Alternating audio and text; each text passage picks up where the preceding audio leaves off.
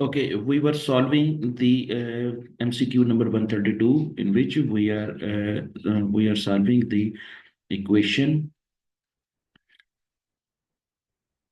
और इक्वेशन क्या होगी वो हम दोबारा लिखते हैं इसको। x is equal to 46,000 plus 0.1 y, और y की इक्वेशन क्या होगी? 30,000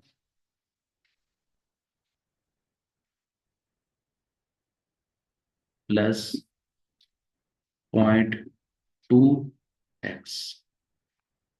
ठीक है। अच्छा, और हमने क्या करना था कि इसको करना था इक्वेशन 1, और ये थी इक्वेशन 2, और फिर हमने क्या करना था, putting the value of putting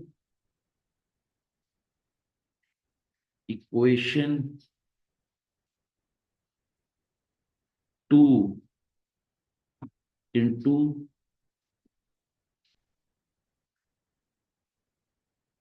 equation 1।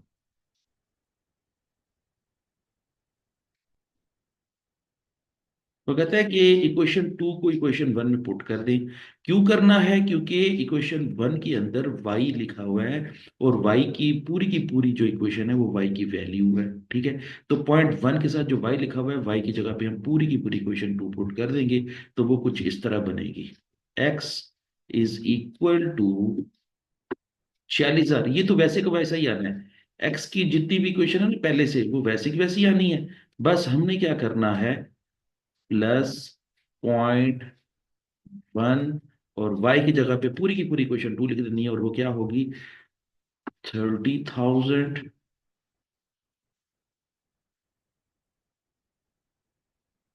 Plus 0.2x।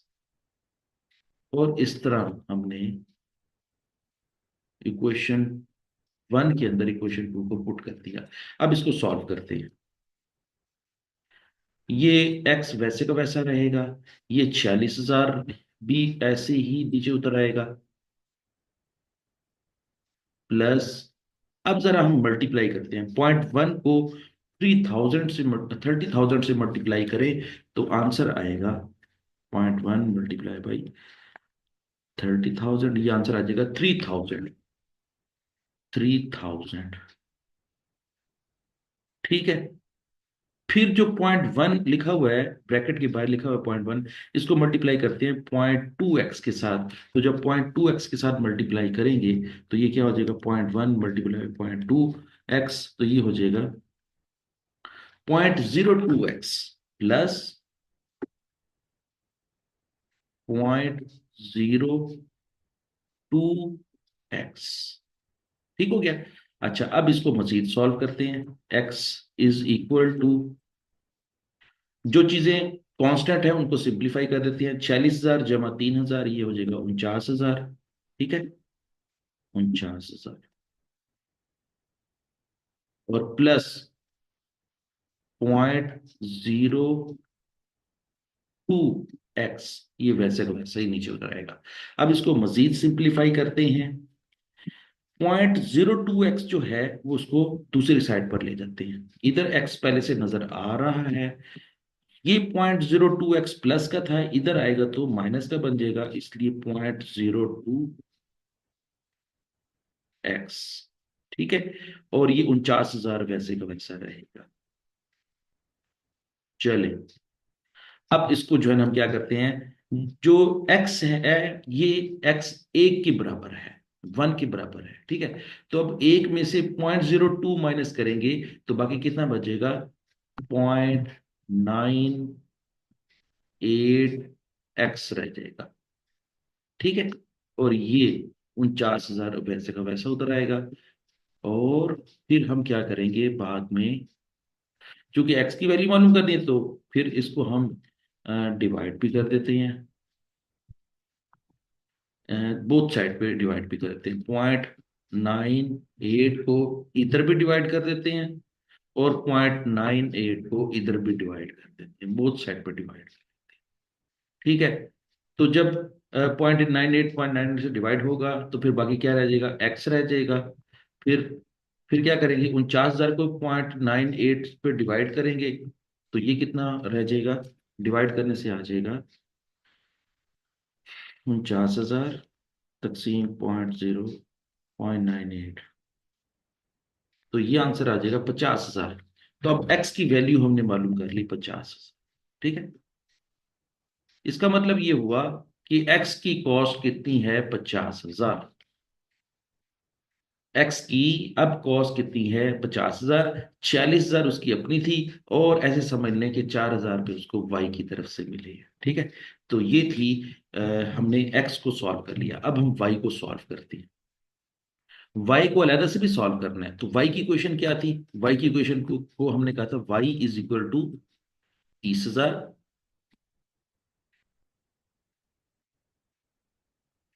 जमा 0.2x। ये हमने पहले भी इक्वेशन बनाई है, और इस इक्वेशन को हमने इक्वेशन नंबर 2 कहा था। अब जरा देखें कि हमारे पास इस पूरी इक्वेशन में 30,000 तो कांस्टेंट फिगर है, 0.2 के साथ जो एक्स लगा हुआ है ना, इस एक्स की वैल्यू हमने अभी कैलकुलेट की है, और वो एक्स की वैल्यू कितनी है, 50,000। तो आप यहां पर जो है ना 50,000 को पुट कर देते हैं, तो ये 30,000, ये एज इट इज नीचे उतार लेंगे, और 0.2 के साथ जो एक्स लिखा हुआ है, एक्स की वैल्यू हम पुट कर देते हैं 50,000,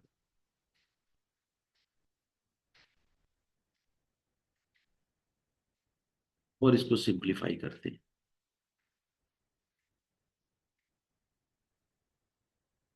ये 30,000 एज इट इज उतर आएगा,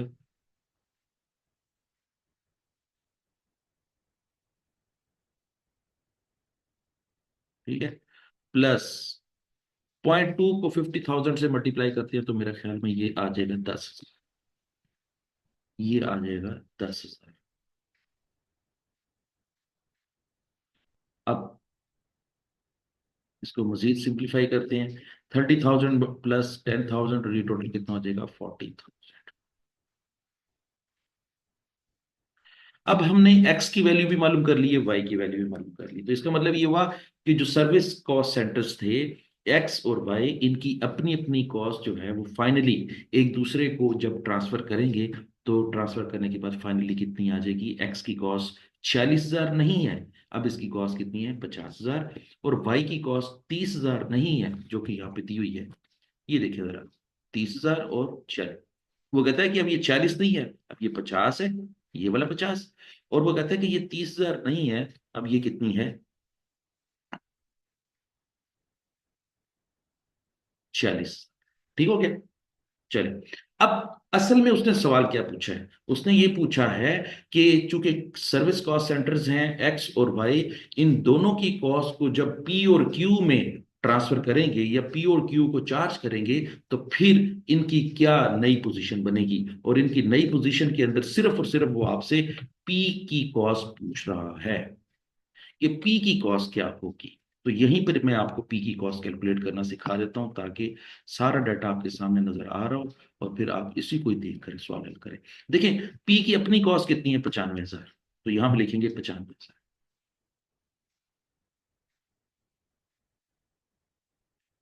ये बहुत ही आसान मेथड है, इसको इक्वेशन मेथड कहते हैं, और ये बहुत ही आसान मेथड है। अच्छा, अब देखें, पी को एक्स से कितनी कॉस्ट मिल रही है, 40%, और वाई से कितनी कॉस्ट मिल रही है, 30%। तो इसका मतलब ये हुआ कि पी को जो कॉस्ट मिलेगी एक्स से, और एक्स की कॉस्ट तो कितनी है, 0.4x जमा 0.3 वाई। अब मैं यहां पर इसको सिंप्लीफाई करता हूं, 95,000 तो एज इट इज उतर आएगा, लेकिन 0.4x का मतलब ये है कि 0.4 को मल्टीप्लाई करेंगे 50,000 से। यहाँ पे आप सिंपली आपने जो है ना वो वैल्यूज पुट करनी है, 50,000 ऐसे जमा कर देंगे और फिर 0.3 लिख के वाई की वैल्यू पुट करेंगे, और वाई की वैल्यू कितनी है? 40,000।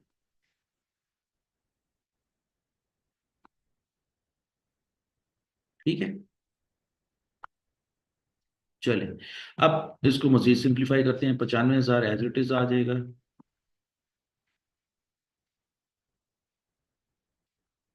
50,000 का 40% कितना बन जाएगा? 20,000। और 40,000 का 30% या 0.3 कितना बन जाएगा? 12,000।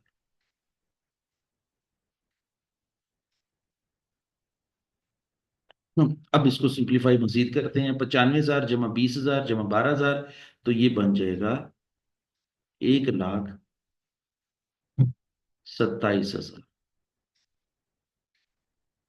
अब आपको पता है कि ये 1,27,000 का मतलब क्या है? 1,27,000 का मतलब ये है कि पी की कॉस्ट, इस वक्त कॉस्ट, टोटल कॉस्ट कितनी है? कब? जब सर्विस डिपार्टमेंट ने भी उसको कॉस्ट दे दी, एक्स ने भी कॉस्ट दे दी और वाई ने भी कॉस्ट दे दी। तो वाई ने कॉस्ट देने के बाद अब जब पी की कॉस्ट टोटल करेंगे तो 1,27,000 बनेगी। इसका मतलब ये है कि अगर हम इसमें से इन चारों ऑप्शंस में एक ऑप्शन सेलेक्ट करें, अल्फा, बीटा, चार्ली या डेल्टा, तो उस लिहाज से आपकी जो आंसर आएगा वो आपका आंसर होगा डेल्टा। ठीक है। अब ये वाला मेथड जो मैंने करवाया है आपको, इक्वेशन मेथड करवाया है, ये ऑल्टरनेटिव है किसका? रेसिप्रोकल मेथड का ऑल्टरनेटिव है। अभी फिलहाल तो जो है ना वो आपने फर्स्ट टाइम जो है ना इसकी इक्वेशन को हल करेंगे तो आपको जो है ना इक्वेशन जो है ना थोड़ी सी लेंथी लगेगी। लेकिन ये है कि ना जैसे ही आप इसकी प्रैक्टिस करेंगे तो आपको जो है ना वो इसको सॉल्व करना जल्दी जल्दी आ जाएगा, और आप ये रेसिप्रोकल मेथड की जगह पर हल कर रहे होंगे। और मैं आपको रिकमेंड करता हूं कि जब कभी भी पेपर में एमसीक्यूज की जगह पर अगर इस तरह के सवाल आ जाएं, रेसिप्रोकल मेथड के सवाल आ जाएं, तो अपने रेसिप्रोकल मेथड जो है वो, अगर आपको जो है ना वो लेंथी लगता है, तो उसकी जगह पे आप ये इक्वेशन मेथड यूज करें और आपका आंसर जो है ना वो आपको मिल जाएगा। चलें, इसको जो है ना वो देखें, और इसमें अगर कोई आपको चीज समझ नहीं आ रही तो मुझसे पूछें। ठीक है, आप इसको राइट डाउन भी कर लें। चलें जी, मैं इसको पहले, सबसे पहले ये रेस कर देता हूँ आपने, क्योंकि ये पहले किया हुआ है।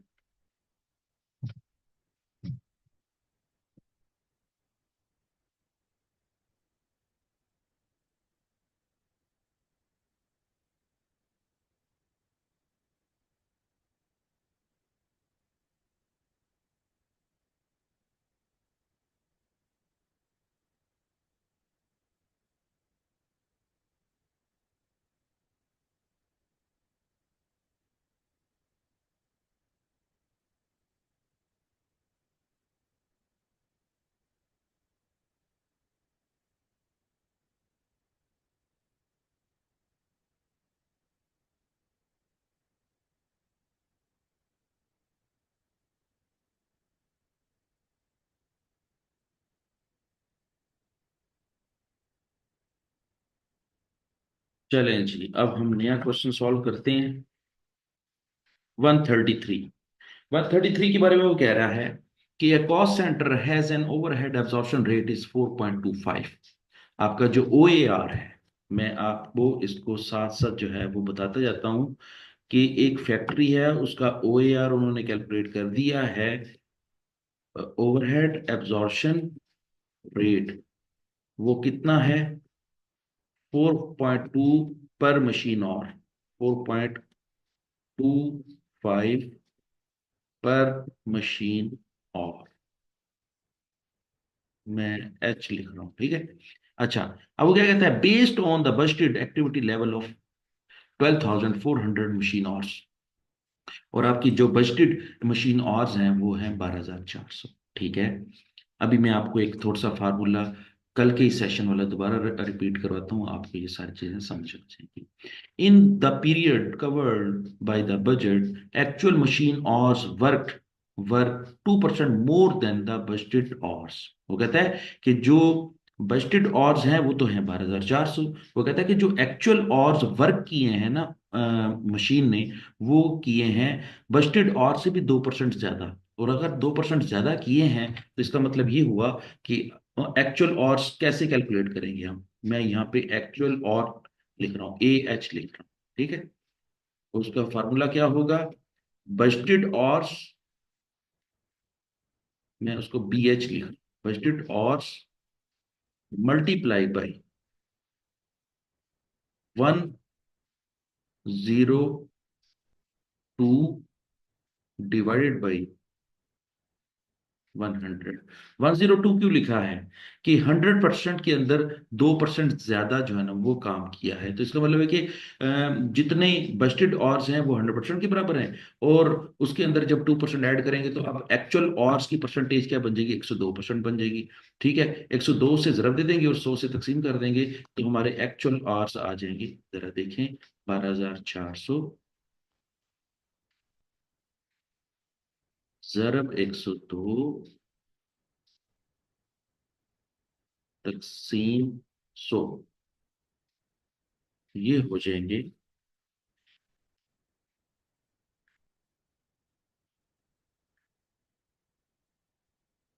12,648। इसका मतलब ये हुआ कि हमारी फैक्ट्री ने या मशीन ने 12,648 घंटे काम किया है। अब ये बात और भी सुन लें, 12,648 का मतलब ये है कि एक्चुअली तौर पर हमारी मशीन कितने घंटे चली है, तो वो है 12,648, लेकिन बजटेड आवर्स कितने थे, वो 12,400। अभी फिलहाल मैं आपको ये डाटा सिखा रहा था, अभी हमारा क्वेश्चन सॉल्व होना शुरू नहीं हुआ, लेकिन ये अभी डाटा समझा रहा। अच्छा, वो क्या कहता है, and the actual overhead expenditure incurred were 56,399, लेकिन एक्चुअल एफ कितने हैं आपके, 56,399 है। मैंने आपके साथ पिछले सेशन के अंदर ये बात की थी कि जब कभी भी आप क्वेश्चन के अंदर ओवर या अंडर एब्जॉर्ब्ड ओवरहेड कैलकुलेट करें तो उसका फार्मूला क्या होता है, ओवर या अंडर। मैं ओ को लिख रहा हूं ओवर से और यू को लिख रहा हूं अंडर से। और over under absorb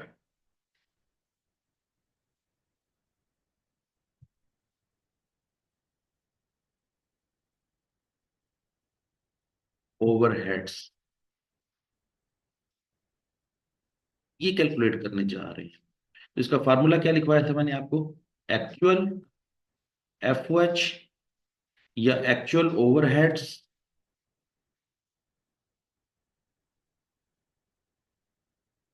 minus absorbed overhead.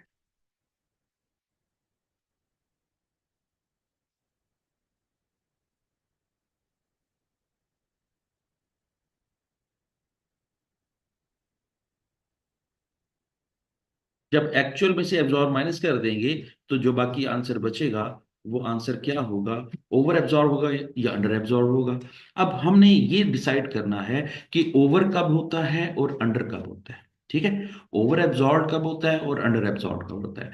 फिर मैंने आपको कल टेक्निक सिखाई थी कि जब एब्जॉर्ब ओवरहेड की अपनी अमाउंट बड़ी हो और एक्चुअल ओवरहेड्स की अपनी अमाउंट छोटी हो तो फिर उस सूरत में वो लफ्ज क्या बन जाता है, ओवर एब्जॉर्ब बन जाता है।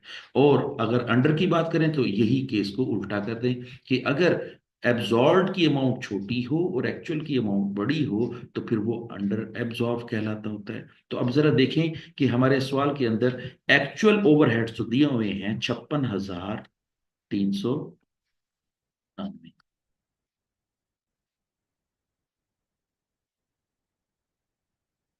ये तो हमने एज इट इज लिख दी जिस तरह दी। ठीक है, अब हमें हमें मालूम करना है कि एब्जॉर्ब ओवरहेड क्या है। तो ये बात याद रख लें कि एब्जॉर्ब ओवरहेड का भी अपना एक फार्मूला है, वो मैंने आपको लिखवाया था कि वहां पे आपको मैंने कहा था एक्चुअल एक्टिविटी, एक्चुअल एक्टिविटी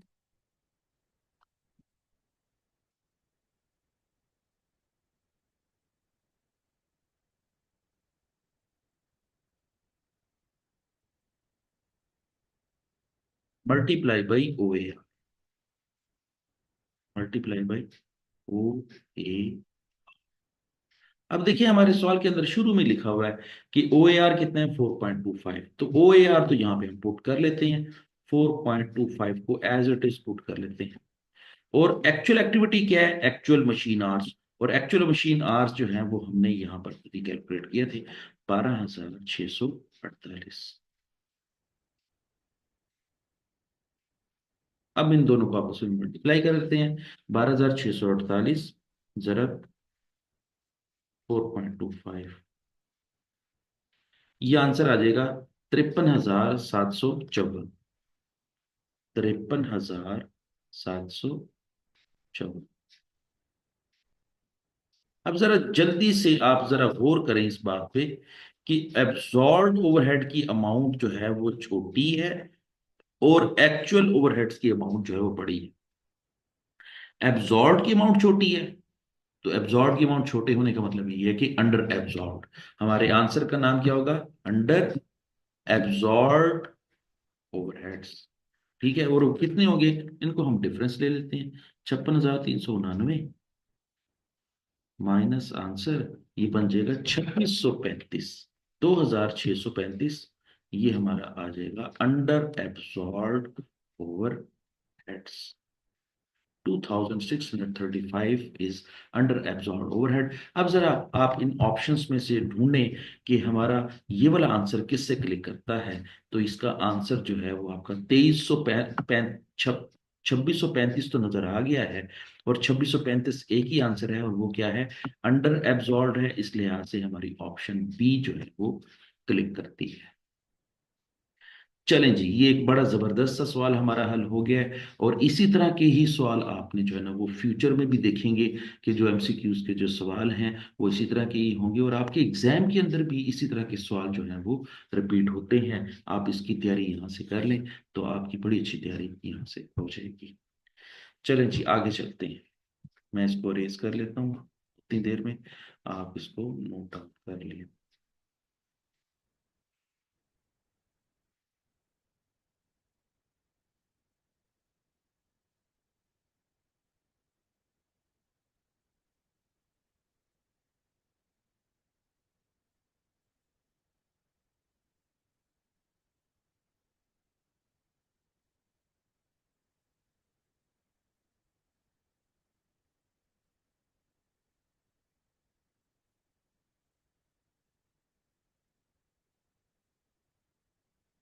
134।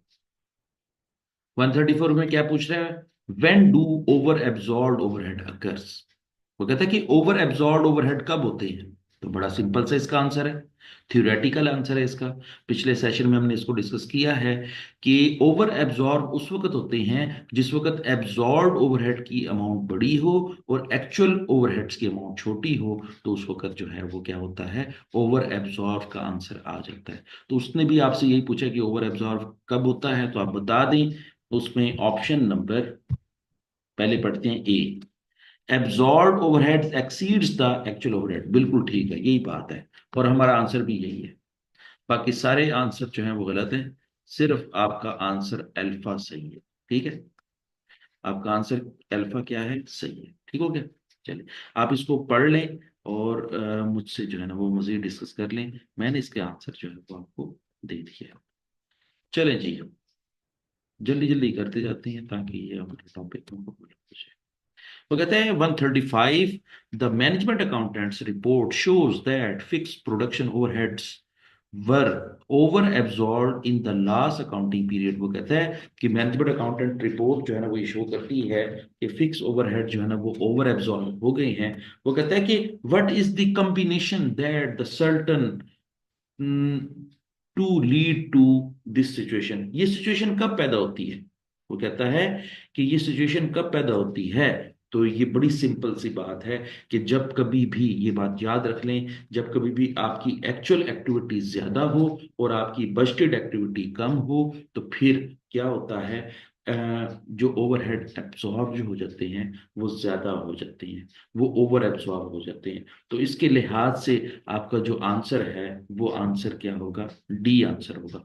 मेरे मुताबिक इसका आंसर डी है। आप जो है ना खुद भी इसको पढ़ेंगे और खुद भी पढ़ के जो है ना इसका आंसर देंगे। ठीक है, मैं यहाँ पर आपको शो भी करूँगा। ये देखिए, ये इसका आंसर जो है वो डी है, 135 डी है। ठीक है, तो अब हम ये देख लेते हैं कि सब इसके लिहाज से ऑप्शन नंबर डेल्टा जो है वो क्लिक करती है। चलें जी आगे चलें, 136 पे चलते हैं। वो कहते हैं what would be the accounting entries for the 10,000 over absorb overhead. चलें जी, जरा एंट्री याद करें, हमने ओवरहेड एब्जॉर्व किए हैं और ख़ास तौर पर हमने ओवर एब्जॉर्व किए हैं, तो उसकी एंट्री क्या होगी? आपको याद होगा हमने ओवरहेड्स कंट्रोल अकाउंट को डेबिट किया था, या एफ एच को डेबिट किया था, और क्रेडिट क्या किया था? प्रॉफिट एंड लॉस अकाउंट को क्रेडिट किया था, statement of profit and loss account को क्रेडिट किया था, या फिर हमने सीजीएस को भी क्रेडिट कर सकते हैं। इन दोनों में से एक चीज़ क्रेडिट कर सकते हैं। तो ज़रा ढूंढें यहाँ पर हमारी कौन सी ऑप्शन जो है वो क्लिक करती है। सबसे पहले तो जो है ना वो ओवरहेड कंट्रोल अकाउंट को डेबिट करना, देखें जरा कहाँ लिखा हुआ है। ये ऑप्शन भी आपके डी ही क्लिक करती है। ओवरहेड कंट्रोल अकाउंट डेबिट है और statement of profit and loss account credit है, तो ये आपकी डेल्टा जो है वो ऑप्शन क्लिक करती है इस लिहाज से। चलें जी आगे चलें।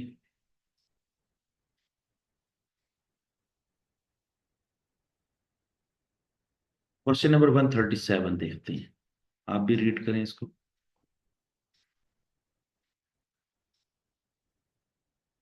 चलिए जी, 137 ये कहते हैं during the period 50,000 were incurred for the indirect labour. वो कहता है कि 50,000 पे जो है ना हमने खर्च किए हैं इनडायरेक्ट लेबर के ऊपर। What would be the double entry? Double entry क्या होगी? बड़ी सिंपल एंट्री है कि जब कभी भी एक्चुअल ओवरहेड्स जो है ना वो इनकर होते हैं तो उसकी एंट्री पास करते हैं, ओवरहेड कंट्रोल अकाउंट डेबिट करते हैं, और अगर पे कर दिए तो कैश क्रेडिट कर देंगे, और अगर पे नहीं किए तो फिर हम क्या कर देंगे? क्रेडिट वेजेस पेबल को क्रेडिट कर देंगे। ठीक है, तो अब देखिए जरा इसके अंदर कौन सी ऑप्शन क्लिक कर रही है। ओवरहेड कंट्रोल अकाउंट जो है वो एक ही दिया हुआ है, तो इस लिहाज से हमारी एंट्री जो ऑप्शन सी है वो क्लिक करेगी। ओवरहेड कंट्रोल अकाउंट डेबिट और वेजेस कंट्रोल अकाउंट क्रेडिट। अच्छा, यहाँ पर वेजेस कंट्रोल अकाउंट कहें या वेजेस पेबल कहें, एक ही बात होती है। ठीक है, तो आपकी ऑप्शन सी जो है वो क्लिक करती है। आगे चलें, 138। लो जी, 138 बड़ा एक जबरदस्त सा सवाल आ गया है। इस तरह का सवाल हमने पिछले सेशन में भी किया था। आज पिछले सेशन के लिहाज से मजीद प्रैक्टिस भी हमें मिल गई और हम एक क्वेश्चन को भी सॉल्व करने में कामयाब हो जाएंगे। आपको याद होगा कि जब कभी भी हम ओ ए आर कैलकुलेट करते हैं तो ओ ए आर का फार्मूला क्या होता है? मैं जरा रिपीट करता हूँ, आप भी जो है ना रिपीट करें कि मैं क्या फार्मूला लिखूंगा।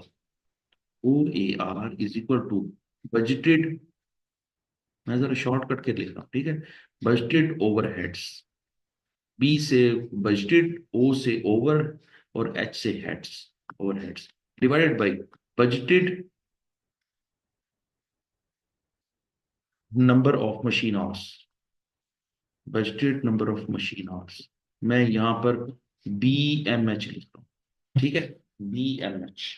अच्छा, जब इसको डिवाइड करते हैं तो आंसर क्या आ जाता है? ओ ए आर।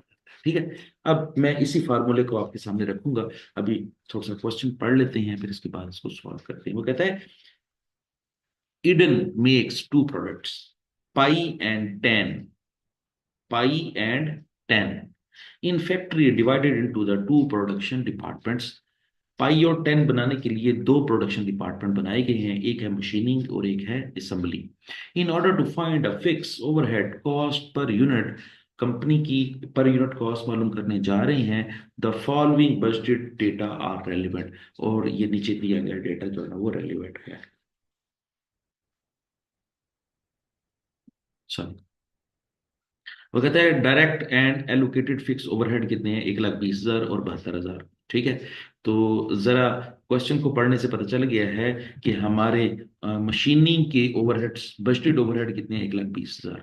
और असेंबली के बजटेड ओवरहेड कितने हैं? 72,000। जिस तरह ये मैंने ऊपर लिखा हुआ है ना, बी ओ एच लिखा हुआ है, तो जब कभी भी मशीनिंग के हम ओ ए आर कैलकुलेट करेंगे तो यहाँ पे मैं लिख दूंगा मशीनिंग, और अगर हम ओ ए आर कैलकुलेट कर रहे हैं उसके असेंबली के, तो फिर क्या लिख देंगे यहाँ पर? एम की जगह पे क्या लिख दूंगा? ए लिख दूंगा, मींस असेंबली के।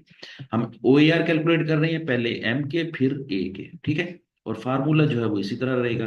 अच्छा, और हमारे बजटेड ओवरहेड्स कितने होंगे? मशीनिंग के 1,20,000 होंगे और असेंबली के 72,000 होंगे। आगे चलते हैं।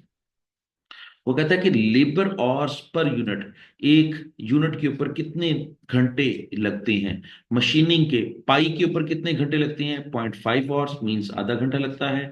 और 10 के ऊपर जो है वो 1 आवर, 1 घंटा लगता है। ठीक हो गया। इसी तरीके से जब पाई जो है वो असेंबली के पास पहुंचती है तो 0.2 आवर्स में यूनिट बन जाता है। और जब 10 जो है वो असेंबली के पास पहुंचता है तो वो 0.25 आवर्स में यूनिट मुकम्मल हो जाता है। अब जरा देखें थोड़ी देर के लिए। वो कहना चाह रहा है कि बजटेड प्रोडक्शन जो इज 4,000 यूनिट्स ईच।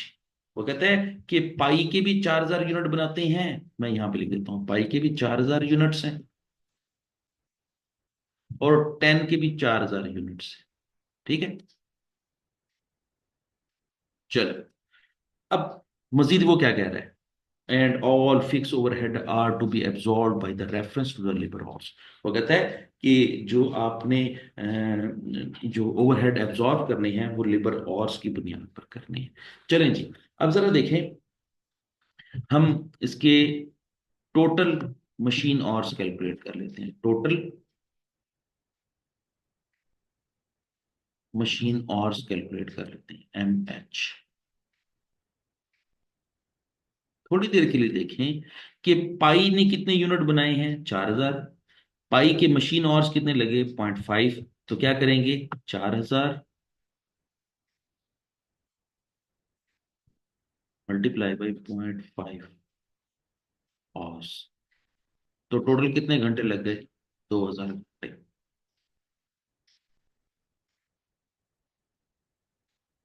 ये है पाई के, मैं यहाँ पे P लिख रहा हूँ और यहाँ पे 10 भी लिख रहा हूँ, 10 का T लिख रहा हूँ। और 10 के भी 4,000 यूनिट बनाए हैं।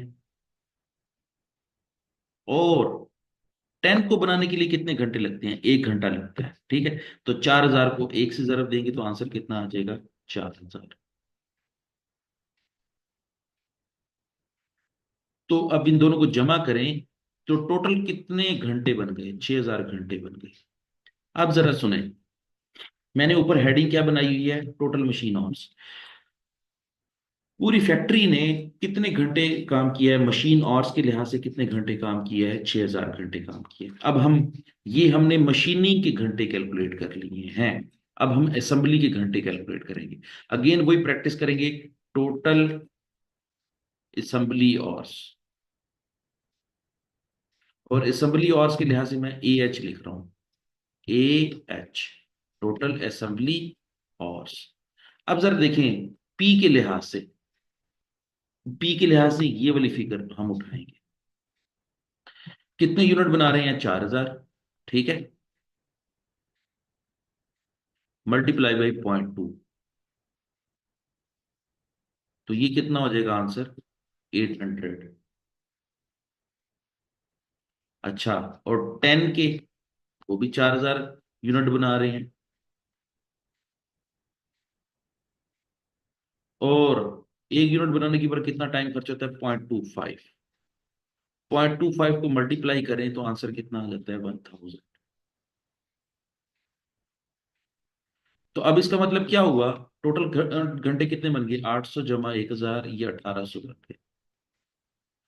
ठीक है, तो असेंबली के ऊपर कितने घंटे काम हुआ? 1,800 घंटे काम। लो जी। अब हमारे पास जो है ना वो मशीनिंग की भी जो है ना बजटेड आवर कैलकुलेट हो गए। मशीनिंग की बजटेड आवर को क्या कहेंगे? Budgeted machine hours. और हमारे असेंबली के आवर्स कितने हैं वो भी कैलकुलेट हो गए। अब हमने एक ही करके जो है ना वो OAR कैलकुलेट करना है। मशीनिंग का अलग OAR कैलकुलेट होगा, असेंबली का अलग OAR कैलकुलेट होगा। मैंने यहाँ पर लिख दिया है मशीनिंग के बजटेड ओवरहेड्स कितने हैं? 1,20,000। अब आप पूछेंगे कि ये कहाँ से आया? तो ये जो है वो 1,20,000 ये लिखा हुआ है। ठीक है, और मशीन के कितने घंटे चले? 6,000 घंटे चले। तो 6,000 से डिवाइड कर देंगे तो आंसर क्या आ जाएगा? 20 पर मशीन और आंसर आ जाएगा। 20 पर मशीन और। ठीक है, 1 घंटे के हमारे ओवरहेड्स कितने हैं? 20 रुपए। किसके? सिर्फ मशीनिंग के। अब हम बात कर लेते हैं असेंबली के। OAR अगेन लिखूंगा OAR किसके, असेंबली के। तो यहाँ पर मैं ब्रैकेट में ए भी लिख दूंगा ताकि, अच्छा मैं डायरेक्ट फार्मूला लिख रहा हूँ। बजटेड ओवरहेड असेंबली के कितने हैं, 72,000, ये देखिए ये 72,000 लिखा हुआ है। अब हम यहाँ पर 72,000 लिख लेंगे। और बजटेड असेंबली आवर्स कितने हैं, वो हमने ये कैलकुलेट किए हुए हैं 1800। हम इस 1800 से इसको मल्टीप्लाई कर डिवाइड कर, तो आंसर अब हमारा कितना आ जाएगा, 18,000 तकसीम 72,000 तकसीम 1800। तो ये आंसर आ जाएगा 40 पर असेंबली। और ये लीजिए, असेंबली और जो है वो 40 रुपए का 1 घंटा है। इसका मतलब ये है कि मशीन हमें 1 घंटा कितना खर्चा चार्ज करवा रही है, 20 रुपए। लेकिन असेंबली 1 घंटा कितना खर्चा चार्ज करवा रही है, 40 रुपए। अभी भी क्वेश्चन खत्म नहीं हुआ। क्वेश्चन उसने क्या पूछा है, what is the budgeted fix overhead cost of a unit of pie. कि हमने जो पाई बनाया है उसकी 1 यूनिट की कॉस्ट कैसे कैलकुलेट करेंगे। तो सुन लें, 1 यूनिट की कॉस्ट कैसे कैलकुलेट करेंगे। यहां पर जिस तरह मैंने आपको डेफिनेशन में आपको सिखाया था कि एब्जॉर्प्शन ओवरहेड का मतलब ये होता है कि जी ओवरहेड को जो है ना वो प्रोडक्ट कॉस्ट में शामिल करें। तो अब चूंकि हमारी पाई भी एक प्रोडक्ट है और 10 भी एक प्रोडक्ट है, तो वो सिर्फ पाई की कॉस्ट मालूम करना चाह रहा है। पाई जरा देखें, यहां पर देखें, पाई ने कितने घंटे खर्च किए हैं, ये पाई के घंटे हैं, ये पाई ने घंटे खर्च किए हैं, क्योंकि पाई ये लिखा हुआ है। ठीक है। अब पाई ने मशीन के कितने घंटे खर्च किए हैं, 0.5, और असेंबली कितने घंटे किए हैं, 0.2। तो इसका मतलब ये हुआ, हम क्या करेंगे, पाई की कॉस्ट कैलकुलेट करने के लिहाज से मशीन की कितनी कॉस्ट है 1 यूनिट की, 20 रुपए। और 20 रुपए एक मशीन का है, वो कहाँ से कैलकुलेट किया, वो यहां से हमने कैलकुलेट किया। ठीक है। 1 घंटे के अगर 20 रुपए हैं, तो हमने तो सिर्फ आधा घंटा यूज किया है, तो मल्टीप्लाई करेंगे 0.5 से, तो आंसर आ जाएगा 10 रुपए। ठीक है। अच्छा, इस अब असेंबली की बात करते हैं। असेंबली का घंटा कितने का है, 40 का। और हमने पाई को बनाने के लिहाज से कितना टाइम खर्च किया, 0.2 आवर्स खर्च किया, तो इसको 0.2 से मल्टीप्लाई कर देंगे। तो अब ये आंसर क्या आ जाएगा, $8। तो 10 रुपए जो है वो मशीन के, 8 रुपए असेंबली के, तो टोटल कितना हो गया, 18। ये 18 हमारा आंसर है। और यहाँ पर हम लिख देंगे 18 पर यूनिट, पर यूनिट। और यूनिट कौन सा बनाया है हमने, पाई बनाया है। पाई को बनाने के ऊपर हमारी ओवरहेड कॉस्ट कितनी लगेगी, 18 रुपये लगेगी। 10 रुपये मशीन के लिहाज से और 8 रुपये असेंबली के लिहाज से। तो ये था आपका सोल्यूशन। अभी तो मैं बड़ा आहिस्ता आहिस्ता और बड़े जो है ना वो रुक रुक के समझा समझा के बात कर रहा हूँ। लेकिन जिस वक्त आप इसको समझ चुके होंगे, तो आप खुद जब करने के लिए बैठेंगे, तो वो सेकंडों में हल हो जाएगा, और आपका जो है ना वो क्वेश्चन जो MCQs हैं वो आपके टाइम पे हल हो जाएंगे। ठीक है। चलिए मैं इसको रेज करता हूँ।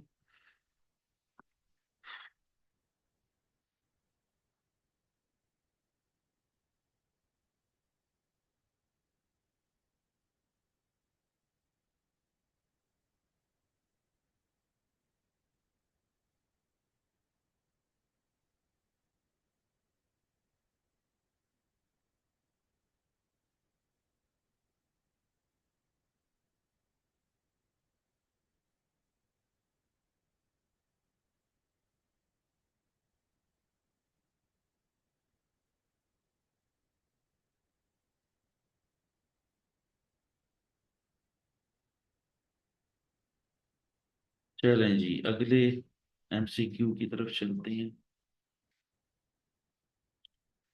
अगला MCQ बिल्कुल थियोरेटिकल है। वो कहता है, what is the cost apportioned. Cost apportioned क्या होती है, कि अपोर्शन कॉस्ट का मतलब ये है, मैं इसकी स्टेटमेंट्स पढ़ता हूँ। पहली बात तो ये सुन लें, मैं रिपीट कर रहा हूँ, फिर इसमें से जवाब ढूंढेंगे। अपोर्शन कॉस्ट का मतलब ये होता है कि जब कभी भी प्रोडक्शन डिपार्टमेंट और सर्विस डिपार्टमेंट के अंदर कॉस्ट को बांट दिया जाता है, एक खास जो है वो प्रोपोर्शन के साथ कॉस्ट को बांट दिया जाता है, तो ऐसे ऐसे प्रोसेस को हम क्या कहते हैं, अपोर्शनमेंट कहते हैं। अब इसी तरीके से ढूंढे कौन सा है। वो कहते हैं the charging of discrete identified items of cost to the cost centres और cost units, the collection of cost attributable to the cost centers and cost unit using the costing method, principle and techniques prescribed for a particular business entity, the process of establishing the cost of cost center to the cost unit, the division of cost amongst the two or more cost centers in proportion to the estimated benefit received using a proxy, for example, square meter। आपका question का जो answer है वो है delta. बिल्कुल ये proper definition है। वो कहता है कि दो या दो से ज्यादा डिपार्टमेंट्स के अंदर जिस वक्त हम कॉस्ट को बांट देते हैं तो उसको हम क्या कहते हैं, अपॉर्शनमेंट कहते हैं। तो इस लिहाज से आपका आंसर क्या है, डी है।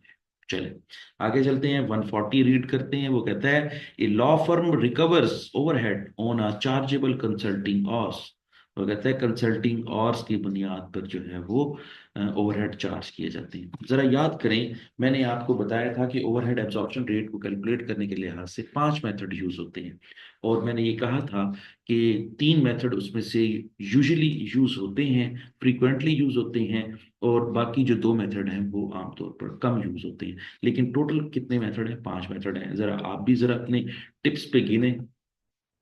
नंबर 1 है unit of production method, number 2 machine hours method, number 3 direct labour hours method, number 4 percentage of prime cost method, और number 5 percentage of direct labour cost method. और मैंने कहा था कि इसमें से पहले 3 जो है ना वो फ्रीक्वेंटली यूज होते हैं, फैक्ट्रीज जो है वो यूज करती हैं, और आखिरी 2 जो है वो कम यूज होते हैं। फिर मैंने आपको ये बताया था कि जो लेबर इंटेंसिव इंडस्ट्रीज होती हैं वो डायरेक्ट लेबर ऑर्स मेथड यूज करती हैं, और जो मशीन इंटेंसिव इंडस्ट्रीज होती हैं वो मशीन ऑर्स मेथड यूज करती हैं, और इन्हीं मेथड्स को यूज करते हुए वो OAR कैलकुलेट करती हैं। ठीक है, अब जरा देखें, उसने 140 में कंसल्टिंग ऑर्स के नाम से जो है ना वो कहता है कि मैं कंसल्टिंग ऑर्स को बुनियाद बनाकर OAR कैलकुलेट करता हूँ। तो जरा आप अपना माइंड दौड़ाएं और चेक करें कि ये कौन से मेथड की बात कर रहे हैं, पहले की, दूसरे की, या तीसरे की। तो मेरा जवाब ये है कि ये तीसरा मेथड था, डायरेक्ट लेबर ऑर्स मेथड। ये वही है, कंसल्टिंग ऑर्स और डायरेक्ट लेबर ऑर्स एक ही है। ठीक है, तो ये तीसरा मेथड है। फिर वो कहता है budgeted overhead work 6,15,000। Budgeted overhead कितनी है, 6,15,000। एक्चुअल कंसल्टिंग ऑर्स कितनी है, 32,150। और overheads were under absorb by the 35,000। ठीक है, और एक्चुअल ओवरहेड्स कितने हैं, 6,94,550। चलें जी, ये हमारे पास बड़ा जबरदस्त सा डाटा आ गया है। अब वो पूछ क्या रहा है, जो पूछ रहे हैं हम उसी के मुताबिक जवाब देंगे। वो कहते हैं what is the budgeted overhead absorption rate per hour. आपका बजटेड ओवरहेड एब्जॉर्प्शन रेट क्या है, जरा थोड़ी देर के लिए सोचें। हमारे सवाल के अंदर ये जो लिखा हुआ है ना, अंडर रिकवर्ड, इसका मतलब है कि अंडर एब्जॉर्ब्ड ओवरहेड। ये जरा नोट डाउन कर लें कि अंडर एब्जॉर्ब भी लफ्ज यूज किया जाता है, अंडर रिकवर्ड भी लफ्ज यूज किया जाता है। मुख्तलिफ लोग इन दोनों में से इंटरचेंजेबली ये लफ्ज यूज करते हैं। तो जब कभी भी अंडर एब्जॉर्ब कहेंगे तो उसको अंडर रिकवर भी कह सकते हैं। तो वो कहता है कि अंडर एब्जॉर्ब कितना है, 35,000। जरा फिर कॉन्सेप्ट जरा अपना रिवाइज करें मेरे साथ कि 35,000 जो अंडर एब्जॉर्ब है, इसका मतलब ये है कि एब्जॉर्ब ओवरहेड की अमाउंट छोटी होगी, एक्चुअल ओवरहेड की अमाउंट बड़ी होगी। तो जब कभी भी हम कंपैरिजन करते हैं कि हम ये तय करना चाह रहे होते हैं कि हमारे सवाल के अंदर अंडर एब्जॉर्ब है या ओवर एब्जॉर्ब है, तो हम क्या कंपेयर करते हैं, एक्चुअल ओवरहेड्स को कंपेयर करते हैं एब्जॉर्ब ओवरहेड के साथ। अगर एब्जॉर्ब ओवरहेड की अमाउंट बड़ी है और एक्चुअल ओवरहेड्स की अमाउंट छोटी है तो फिर हम उसको क्या कहते हैं, ओवर एब्जॉर्ब।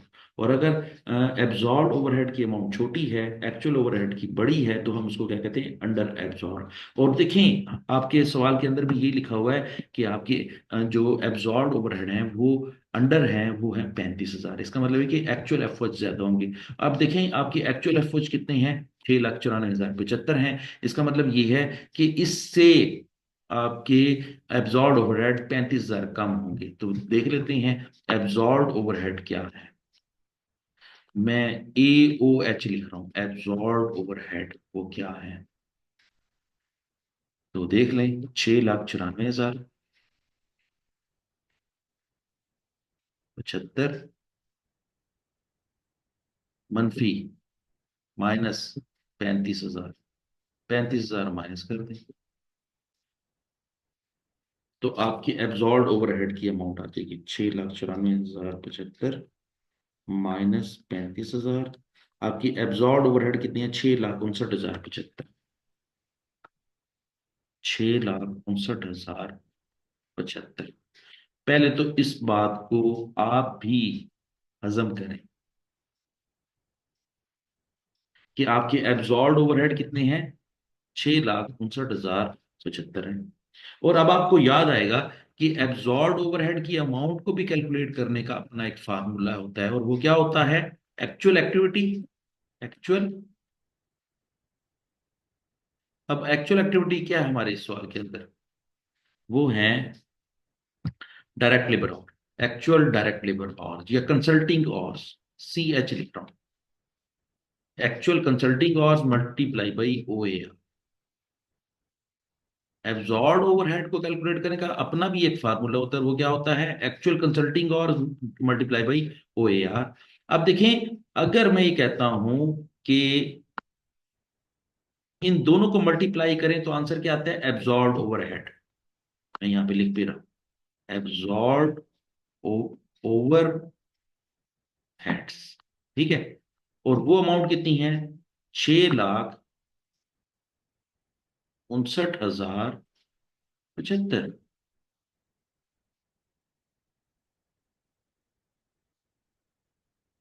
और एक्चुअल ऑर्स भी उसने दिए हुए हैं, ये देखिए, ये लिखा हुआ है एक्चुअल कंसल्टिंग ऑर्स कितने हैं? 32,150।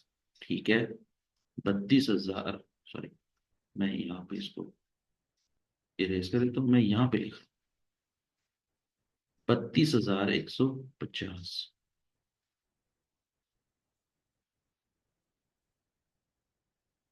लेकिन हमारे पास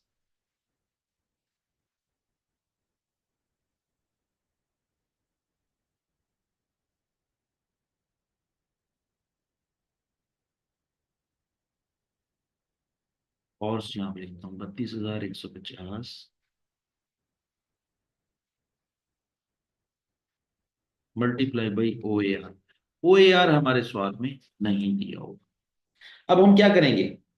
जब 32,150 को इधर कोई अमाउंट होती है उसे मल्टीप्लाई करते तो आंसर ये आ जाता। अब हम क्या करेंगे?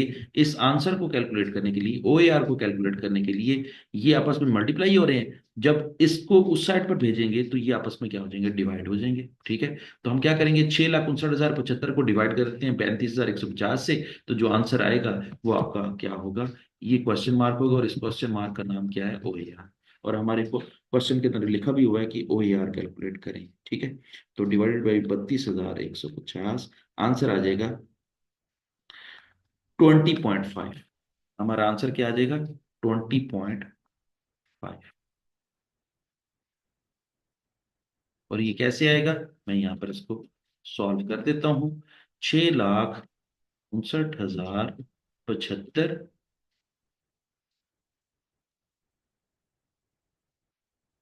डिवाइडेड बाई 32,150, और हमारा OAR आ जाएगा 20.5। और 25 पॉइंट के लिहाज से हमारी ऑप्शन बी लॉक होती है। जी, मुझे उम्मीद है कि आपको इसकी समझ आ गई होगी। मैं सारे ही वही फार्मूले, पिछले ही फार्मूले रिपीट कर रहा हूँ, मैं कोई नई बात नहीं बता रहा। अगर आपने ये मेरे पास फार्मूले नोट किए हुए हैं तो आपको ये सारे का सारा जो है ना वो सवाल आसानी से आप कर सकते हैं, और आगे आने वाले क्वेश्चंस भी इसी तरह के ही हैं, आप इसको भी आसानी से हल कर सकते हैं। चलिए, मैं इसको रेस करता हूँ।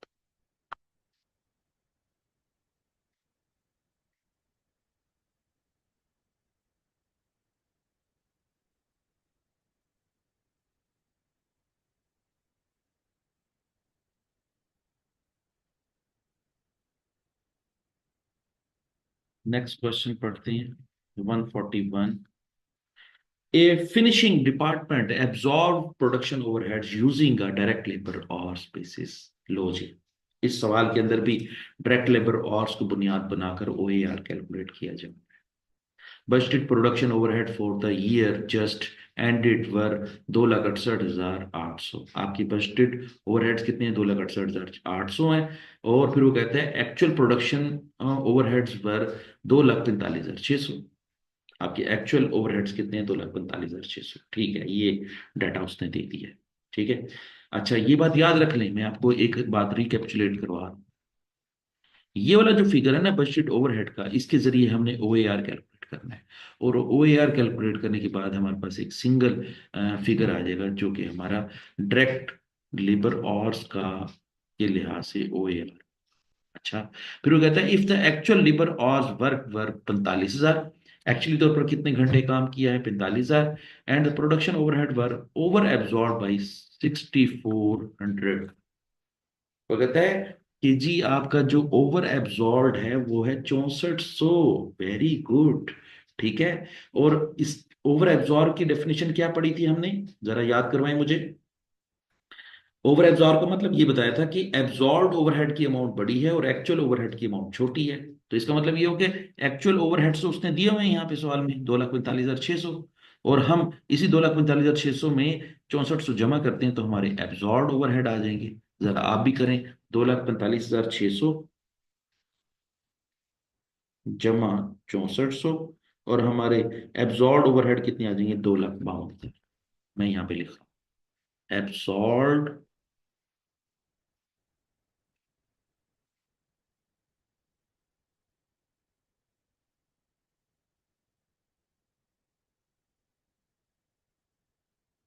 ओवरहेड्स वो कितने हैं? बल्कि मैं वर्किंग भी कर देता हूँ। 2,45,600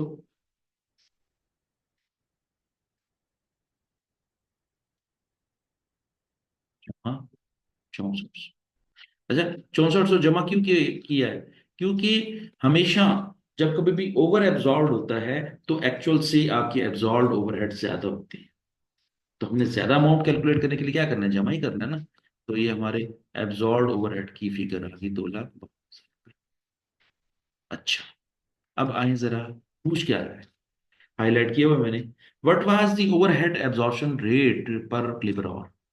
पर लेबर आवर के लिहाज से एब्जॉर्प्शन रेट क्या है? तो ये भी वर्किंग मैंने करवाई हुई है कि अगर ओवर एब्जॉर्ब कैलकुलेट हो गया है, सब कुछ हो गया है, ये किस चीज को मल्टीप्लाई करने से आया है? ये आया था actual labour hours, actual hours multiply by O A R, multiply by O A R. अच्छा, अब वो कहता है कि ओ ए आर ही तो मालूम करना है आपने, कोई मसला नहीं है, हम मालूम कर लेते हैं। अगर ये 2,52,000 पे इन दोनों चीजों को मल्टीप्लाई करने से आता है तो हमारे पास एक चीज तो पता है हमारे पास, वो क्या है? एक्चुअल और हमारे कितने हैं? 45 दिए हुए हैं। ठीक है, 45,000 पे सवाल में दिए हुए हैं। और मल्टीप्लाई करना है ओ ए आर से। ओ ए आर हमें नहीं पता। अब हमें ये पता है कि हमारे 2,52,000 पे एब्जॉर्ब ओवरहेड हैं। वो मैंने आपको एरो के जरिए भी बताया। तो ये फिगर कैसे आया होगा? इन दोनों को मल्टीप्लाई करने से आया होगा। तो हम क्या करेंगे, इसको इस पे तकसीम कर देंगे, ये आंसर आ जाएगा। ठीक है, तो आंसर क्या आ जाएगा? 2,52,000 तकसीम 45,000।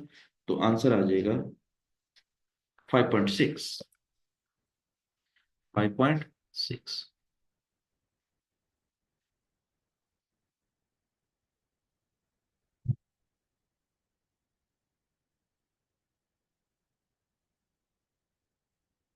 5.6 इधर लिख देंगे हम, बल्कि हम ढूंढ लेते हैं। इसका आंसर भी बीटा ही है, 5.6।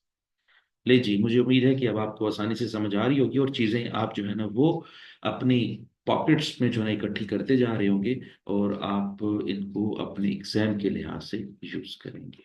चलें जी, आगे चलते हैं। 142 को सॉल्व करते हैं।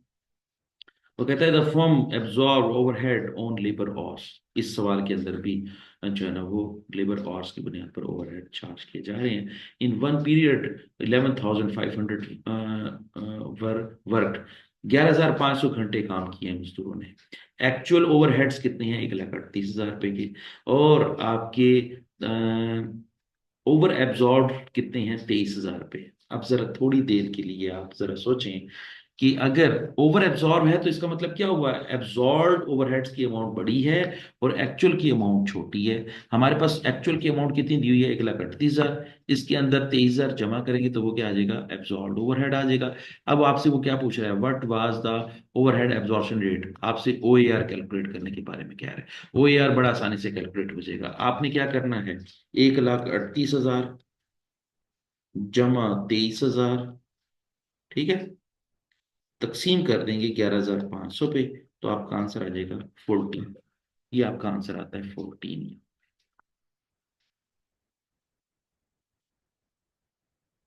ठीक है। वर्किंग मैंने आपको समझा दी है। वो वर्किंग क्या है? 1,38,000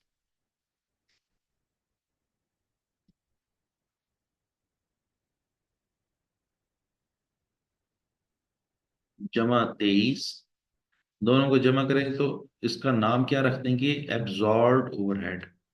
और आपको पता है कि एब्जॉर्ब ओवरहेड जो होते हैं वो कब कब कैलकुलेट होते हैं? जब उनको एक्चुअल और से मल्टीप्लाई किया जाता है। तो यहाँ पर हमारे पास एक्चुअल और कितने हैं? 11,500। जब एक्चुअल और पे डिवाइड कर देंगे तो हमारा आंसर क्या आ जाएगा? OAR। और ये कितना हो जाएगा? 14। ठीक हो गया? चलें जी, ये भी हो गया। आगे चलते हैं।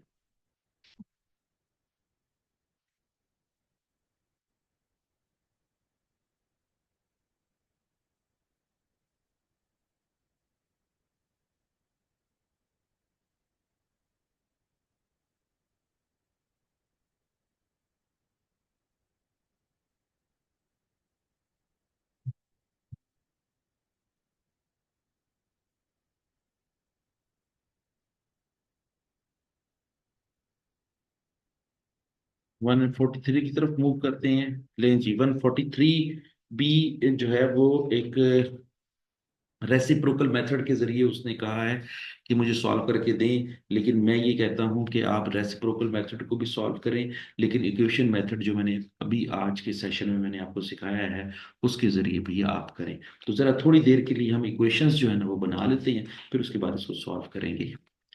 वो कहता है कि जी, दो मैन्युफैक्चरिंग डिपार्टमेंट है X और Y, और दो ही सर्विस डिपार्टमेंट है C और D। ठीक है।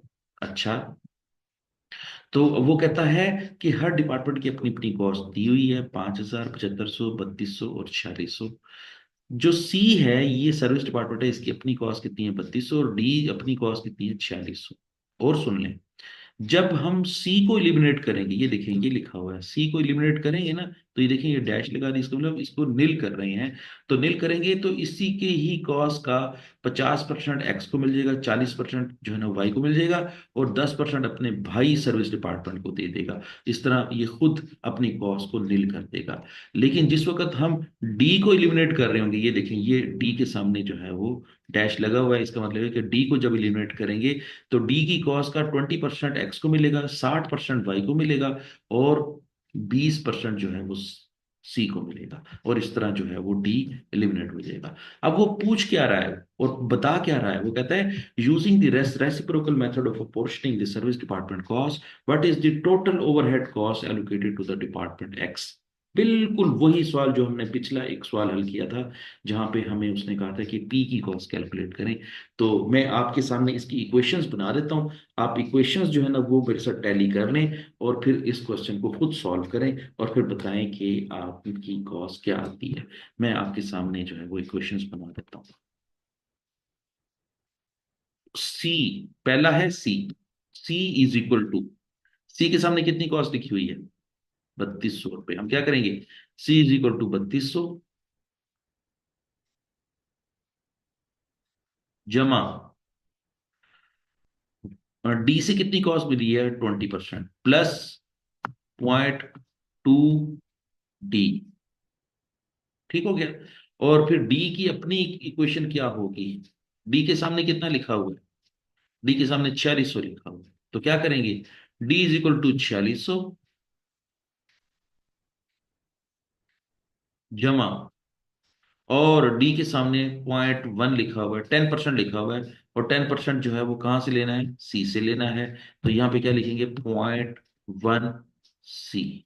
ठीक है, इसको कहेंगे इक्वेशन नंबर 1, इसको कहेंगे इक्वेशन नंबर 2।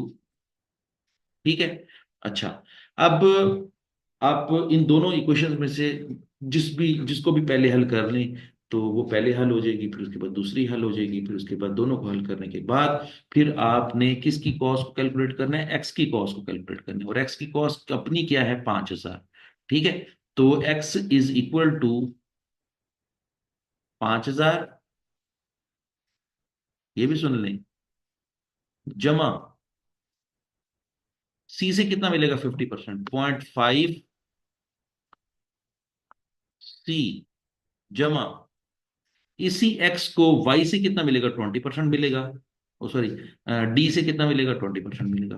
तो ये यहाँ पे लिखेंगे 0.2 डी। ठीक है, पहले इन दोनों को हल कर लें, फिर उसके बाद इसको हल कर लें, तो आपके आंसर आ जाएगा। मैं आपको ये क्वेश्चन जो है वो आपको मैंने सॉल्व किया हुआ है, मैं आपको दिखा देता हूँ। ये देखिए, वो कहता है कि जी ये पहली क्वेश्चन है, ये दूसरी क्वेश्चन है। ठीक है, जरा देख लें, आप भी देख लें।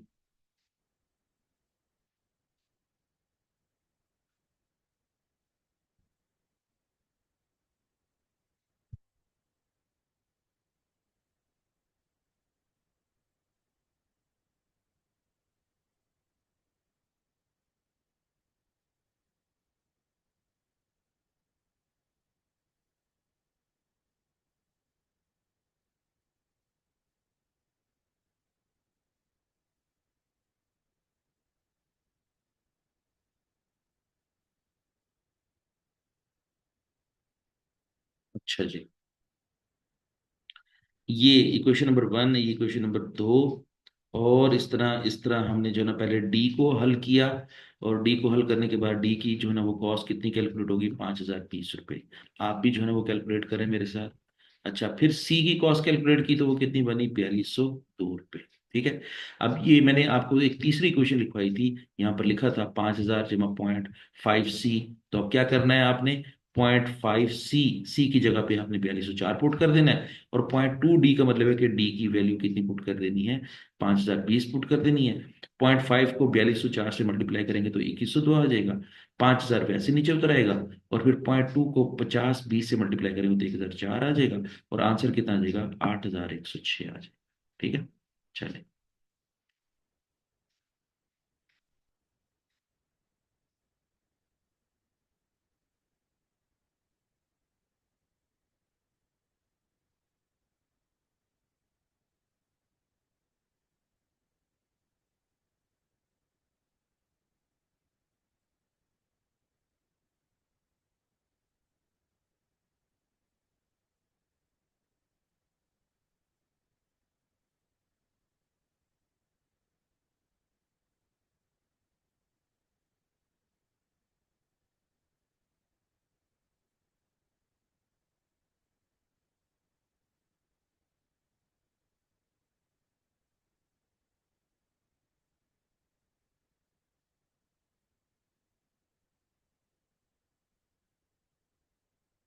चलें जी, अब 144 भी देख लेते हैं।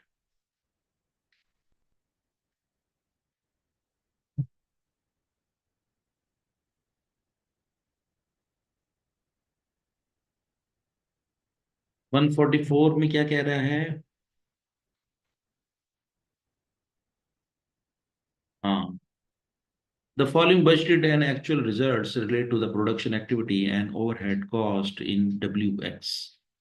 वो कहते हैं कि जी आपकी बजट बजट जो है वो ये है। ठीक है, और एक्चुअल जो है वो ये दिया हुआ है। ठीक है, अब वो क्या कहना चाह रहा है कि फिक्स ओवरहेड कितनी है, $36,000 की हैं, और वेरिएबल ओवरहेड कितने हैं, $9,000 की हैं। ठीक है, ये थोड़ा सा सवाल जो है ना वो उसने ज़्यादा डिटेल से दे दिया है कि जो एफ ओ एच होते हैं या ओवरहेड्स होते हैं वो दो किस्म के होते हैं। कुछ ओवरहेड्स फिक्स होते हैं और कुछ ओवरहेड्स वेरिएबल होते हैं। तो फिक्स की और वेरिएबल की डेफिनेशन हमने बहुत पहले पढ़ ली है, अब सिर्फ हम इसको जो है ना इस चैप्टर के लिहाज से सॉल्व करेंगे। चले, अब वो कहता है कि आपके डायरेक्ट लेबर आवर्स, हम इस सवाल के अंदर भी डायरेक्ट लेबर आवर्स के लिहाज से ही सवाल हल करेंगे। हमारे जो बजटेड आवर्स हैं वो 18,000 है, ठीक है। तो हम क्या करेंगे कि पहले फिक्स का रेट कैलकुलेट कर लेंगे, फिर वेरिएबल का रेट कैलकुलेट करेंगे। फिक्स का रेट कैलकुलेट करने के लिए क्या करेंगे, बजटेड ओवरहेड 36,000 ले लेंगे और बजटेड एक्टिविटी कितना ले लेंगे, 18,000। तो 36 को 18 पे तकसीम करेंगे तो आंसर कितना आ जाएगा, 2 पर आवर, 2 पर आवर। और अगर हम 9,000 को तकसीम करते हैं 18,000 घंटों पे, तो आंसर क्या आ जाएगा, 0.5 पर आवर आ जाएगा। इस तरह हमारा रेट निकल आएगा, ठीक है। मैं यहाँ पर सॉल्व कर दूं, चलिए कर देता हूँ। 36,000, फार्मूला नहीं लिख रहा, मैं वैसे सॉल्व कर रहा हूँ, तकसीम 18,000 घंटे। तो हमारा फिक्स प्रोडक्शन ओवरहेड का रेट कितना निकल आएगा, 2 पर आवर। ये तो हो गया फिक्स का रेट, फिक्स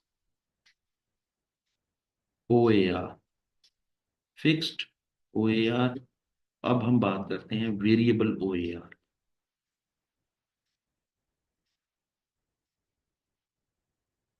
तो वेरिएबल ओ ए आर कैसे कैलकुलेट करेंगे, वेरिएबल ओवरहेड ऊपर रख लेंगे और घंटे जो है ना हम डिवाइजर में रख लेंगे। तो आंसर हमारा क्या आ जाएगा, 0.5 पर आवर। ठीक हो गया। और फिक्स और वेरिएबल को जमा करें तो टोटल कितना बन गया, टोटल 2.5 पर आवर हो गया।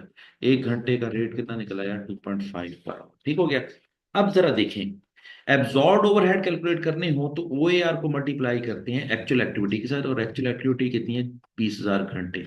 तो 20,000 को 2.5 से जरब दें तो आंसर कितना आ जाएगा, 50,000। हमारे एब्जॉर्ब ओवरहेड कितने हो जाएंगे, 50,000। एब्जॉर्ब ओवर हेड्स, AOH लिख रहा हूं मैं, एब्जॉर्ब ओवरहेड। अच्छा जी, फिर हमारे वो कहता है कि what is the total production overhead both fix and variable during the period. आपके जो है वो टोटल प्रोडक्शन ओवरहेड कितने हैं, फिक्स और बजटेड, ठीक है। तो अब देखें हमारे पास एक्चुअल ओवरहेड कितने हैं, 39 × 12 51। और एब्जॉर्ब ओवरहेड कितने हैं, 50। तो इसका मतलब ये हुआ कि हमारे एक्चुअल ज्यादा हैं और एब्जॉर्ब ओवरहेड कम है। तो आंसर क्या आएगा, 1,000 अंडर एब्जॉर्ब ओवरहेड, UA कहलाएगा, अंडर एब्जॉर्ब ओवरहेड। तो अब आपका आंसर कितना है, 1,000 अंडर एब्जॉर्ब ओवरहेड है, इसको ढूंढें। तो ये कौन सा आंसर बनता है, अंडर एब्जॉर्ब 1,000, ये बी बनेगा इसका आंसर, अंडर एब्जॉर्ब ओवरहेड 1,000। चलिए जी, ये हो गया, आगे चलते हैं।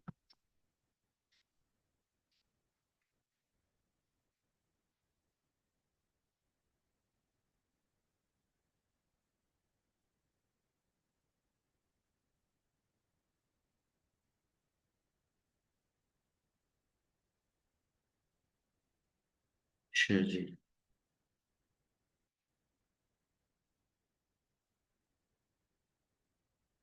145 देखते हैं। 145 तो बड़ा आसान सा सवाल है। आपको याद होगा, मैंने शुरू शुरू में एक टॉपिक करवाया था इस चैप्टर के अंदर। हमने उसमें क्या क्या कैलकुलेट किया था, हमने एलोकेट करना सीखा था, ओवरहेड्स को एलोकेट करना सीखा था, ठीक है। तो ये सवाल वही लग रहा है मुझे।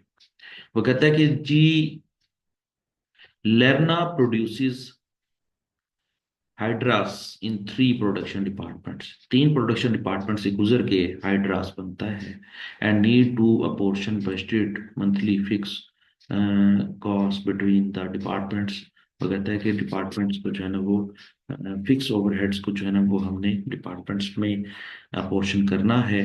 Budgeted cost are as follows. Budgeted cost ये हैं, रेंट है, रेट्स हैं, प्लांट इंश्योरेंस है, प्लांट डेप्रिसिएशन है और सुपरवाइजर सैलरी है। फिर वो क्या करता है,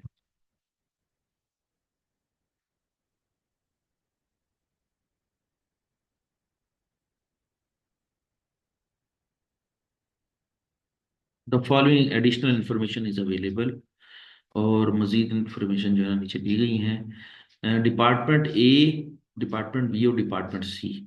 डिपार्टमेंट ए के लिहाज से एरिया कितना है 3800। डिपार्टमेंट बी के लिहाज से एरिया कितना है 3500। और डिपार्टमेंट सी के लिहाज से एरिया कितना है 700। इस तरह वैल्यू ऑफ मशीन मशीन दी हुई है 2,10,000, 1,10,000, 80,000। अच्छा ये जो लिखा हुआ है ना 210, इस 210 का मतलब ये है कि इसमें 3 जीरो और भी ऐड कर दें, तो जब तीन तीन जीरो और ऐड कर देंगे तो फिर 210 नहीं रहेगा बल्कि ये 2,10,000 बन जाएगा।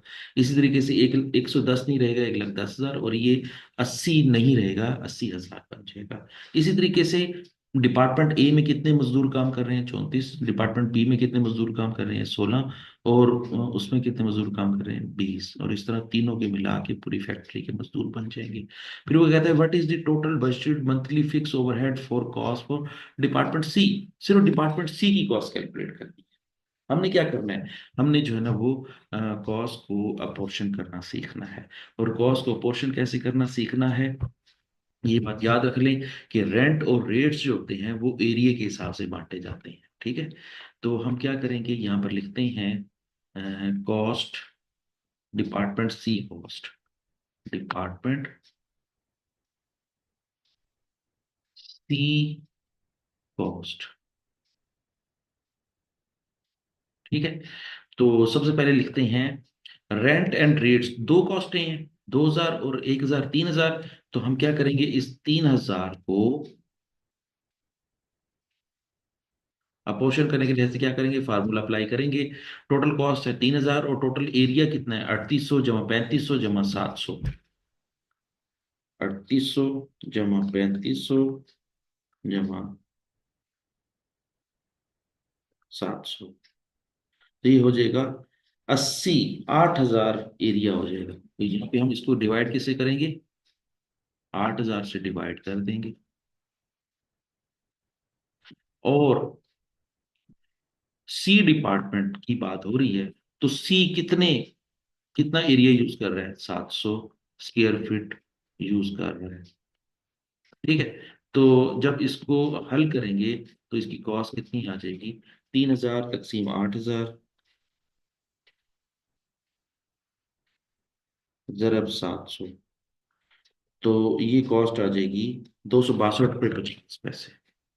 262 रुपये 50 पैसे।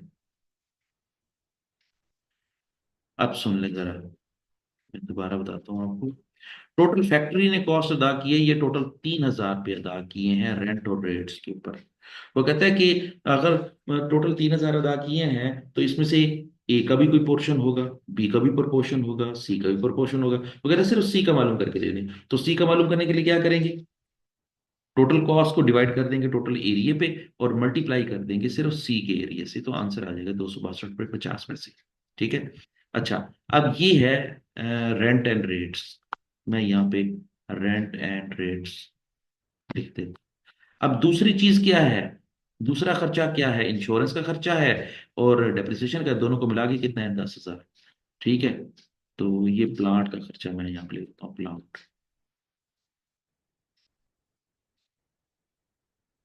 11,000। अच्छा, अब मैं आपको बताता हूँ कि जो प्लांट का खर्चा है ना वो प्लांट की वैल्यू के मुताबिक जो है ना वो डिवाइड होगा। तो प्लांट की वैल्यू कितनी है, 2,10,000, 1,10,000 और 80,000। ये टोटल कितना हो जाएगा, ये बन जाएगा 4 लाख। हम 11,000 को 4 लाख पे तकसीम कर देंगे।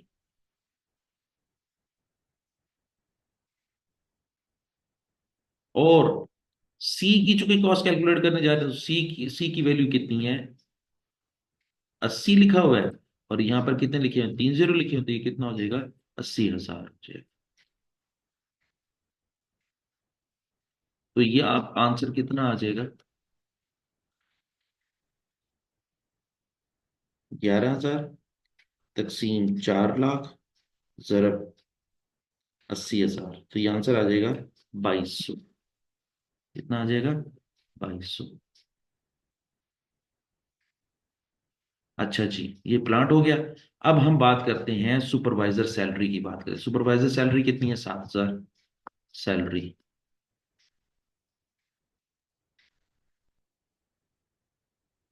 और सैलरी जो होती है वो नंबर ऑफ एम्प्लॉयज की बुनियाद पर बांटी जाएगी। 7,000 तकसीम पूरी फैक्ट्री के एम्प्लॉयज कितने हैं? 34 जमा 16, 50, 50 और 20, 70। 70 से डिवाइड कर देते हैं। सी के अंदर कितने एम्प्लॉयज काम कर रहे हैं? वो है 20, 20 से मल्टीप्लाई कर देते हैं। तो आंसर क्या आ जाएगा? 7,000 तकसीम 70 जरा 20, आंसर आ जाएगा 2,000। ठीक है, 2,000। ये 2,000 हमारे आ गए सुपरवाइजर की सैलरी। ये हैं तीनों की तीनों खर्चे सी के हिस्से की। ठीक है, सी को हमने जो है ना वो खर्चे डाल दिए। ठीक है, तो ये हो जाएगा जमा 2200 जमा 262.50, ये आंसर आ जाएगा 4,462.50। तो हमारी ऑप्शन जो है वो बी क्लिक करती है। 4,462.50। ठीक हो गया। चलिए, ये भी आप नोट डाउन कर लें।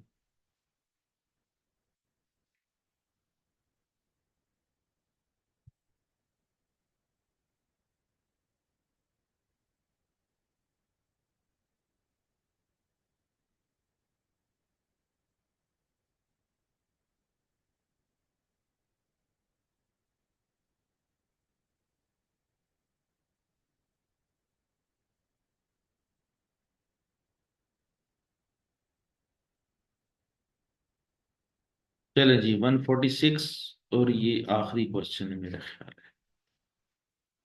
146। अच्छा, इसमें वो क्या कहना चाह रहा है? The following information is available regarding the fix overhead cost and output of the two production departments. दो प्रोडक्शन डिपार्टमेंट हैं, कौन कौन से? एस और टी। ठीक हो गया। अच्छा, एस की अपोर्शन कॉस्ट कितनी है? 60,000। टी की अपोर्शन कॉस्ट कितनी है? 1 लाख। ये तो है उनकी अपनी अपनी कॉस्ट। और फिर वो क्या कहता है, डायरेक्ट मटेरियल यूज कैसे कर रहे हैं? एस जो है ना वो 1,20,000 यूज कर रहे हैं और टी जो है ना वो 1 लाख रुपए यूज कर रहे हैं। ठीक है। टोटल प्रोडक्शन लेबर आवर्स कितने हैं? 5,000 और 10,000। मटेरियल कैसे यूज करते हैं? एस जो है वो मटेरियल कितने का यूज करता है? 12 रुपए का। और टी कितने का यूज करता है? 8 रुपए का। लेबर कैसे यूज करते हैं? लेबर एस कितना यूज करता है? 5 रुपए की। टी कितना यूज करता है? 15 का। और वेरिएबल ओवरहेड कितने हैं? 5। और टोटल कितना हो जाएगा? 45। ठीक है, ये सारों को मिला के 45 हो जाएगा। वो कहते हैं what is the fix overhead cost per unit if the fix overhead are absorbed on the basis of departmental material cost. अब देखें जरा, मटेरियल कॉस्ट की बुनियाद पर जो है ना वो ओवरहेड एब्जॉर्ब हो रही है। ठीक है, तो कैसे होगा कि टी के जो ओवरहेड्स हैं वो 60,000 हैं। ठीक है, और एस के 60,000 हैं और टी के 1 लाख हैं। हम क्या करेंगे? मटेरियल कॉस्ट की बुनियाद पर इसको एलोकेट करना है। तो मटेरियल कॉस्ट की बुनियाद पर कैसे एलोकेट करना है? एस का जो टोटल मटेरियल है वो 1,20,000 है। और एस का जो है वो यहाँ पे पर यूनिट कितना है? 12 रुपए। हम क्या करेंगे? 60,000 यहाँ से उठाएंगे और यहाँ पे लिख देंगे। और 12 जो है ना वो मटेरियल कॉस्ट है एस की, तो 12 यहाँ पे लिख देंगे, डिवाइड कर देंगे 1,20,000। और 1,20,000 यहाँ से उठा लेंगे। तो इसका मतलब क्या हुआ कि टोटल ओवरहेड्स को मल्टीप्लाई करना है आपने 12 से और डिवाइड करना है 1,20,000 से। आंसर आ जाएगा, फिर उसमें जमा कर देंगे 1 लाख जरब 8 तकसीम 1 लाख। तो ये यहाँ पे ऐसे लिखा जाएगा। और इसको सॉल्व करने से आंसर आपका क्या आता है? 14 रुपये आता है। और ये 14 रुपये आपकी क्या है?